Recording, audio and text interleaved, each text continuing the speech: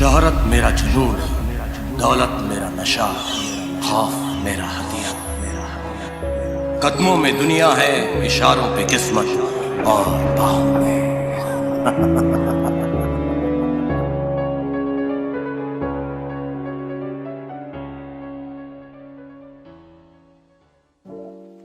क्या छुपा है डॉन की बैक स्टोरी में? क्या है डॉन की बैक स्टोरी? कैसे मार्क डोनाल्ड बना डॉन? क्या चाह रहा है डॉन? डॉन 2 के अंत से शुरू होगी डॉन 3 की कहानी। अगर आपको याद होगा तो एशिया के ड्रग कार्टेल का शहंशाह बन चुका डॉन काफी ज्यादा अमीर हो चुका है। डॉन के हाथों में अब यूरोप भी आ चुका है। वहीं 12 सालों के बाद डॉन काफी ज्यादा बदल भी चुका है। हालांकि अब उसे कहीं न कहीं दबाव भी लगने लगा है। डॉन जब 8 या 7 साल का था तो उसके माता और पिता की एक एक्सीडेंट में मौत हो गई थी। डॉन एके मार्क डोनाल्ड को संभालने वाला कोई नहीं था। मुंबई का रहने वाला डॉन अब इस दुनिया में अकेला था।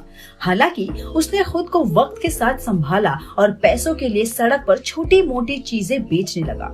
वहीं एक दिन उसने देखा कि उसी की उम्र का एक लड़का पुलिस से बचकर भाग रहा था और सीधा आकर डॉन के पीछे छिप गया। डॉन ने पूछा, क्यों भाग रहे हो?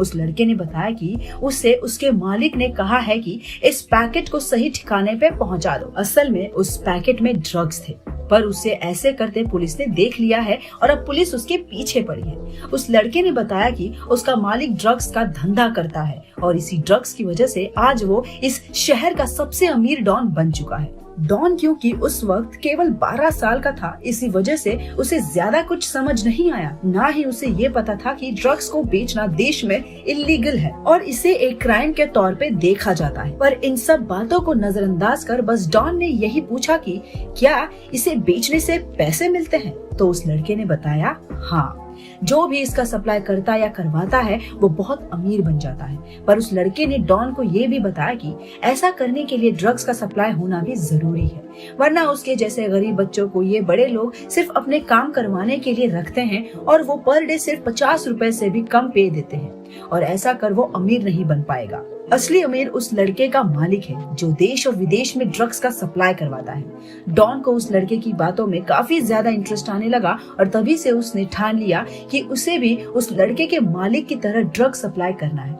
और इसी मकसद को पूरा करने के लिए डॉन ने उस लड़के से रिक्वेस्ट की कि वो अपने मालिक को कहकर उसे भी काम दिलवा दे। वो लड़का डॉन की बात मान लेता है।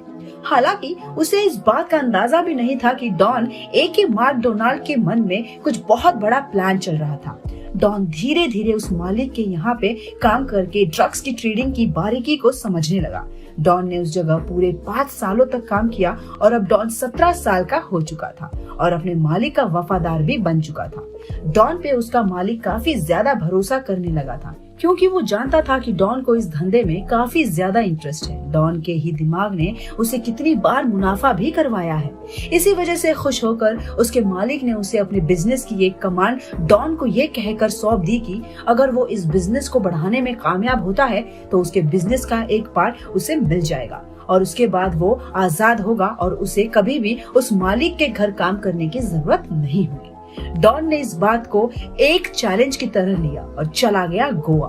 2 सालों के अंदर ही उसके मालिक का बिजनेस काफी ज्यादा मुनाफा करने लगा, जिस वजह से जैसा कि डॉन के मालिक ने कहा था कि उसने डॉन को अपने बिजनेस का एक हिस्सा जिसका बेस ईस्ट एशिया में मौजूद था उसे डॉन को दे दिया और उसे हमेशा हमेशा के लिए नौकर वाली जिंदगी से मुक्त कर दिया। 19 साल के मार्क डोनाल्ड का डॉन बनने का सफर यहीं से शुरू होता है जब वो मलेशिया में अपना कदम रखता है और सिर्फ 60 साल के अंदर ही उसने पूरे ईस्ट एशिया को अपने अंडर कर लिया और आने वाले 3 साल में ही पूरे एशिया का ड्रग कार्टेल मार्क डोनाल्ड के अंडर में आ गया और अब वो पूरे एशिया का डॉन बन चुका होता है। हालांकि इतने सालों तक इस धंधे से जुड़ा डॉन अब इसे अलग होना चाहता है। उसे जिस तरह के फ्रीडम की तलाश है वो तो उसे मिला नहीं और अब जब वो खुद की लाइफ में पीछे देखता है तो उसे समझ में नहीं आता है कि आखिर उसने इस धंधे को क्यों चुना है।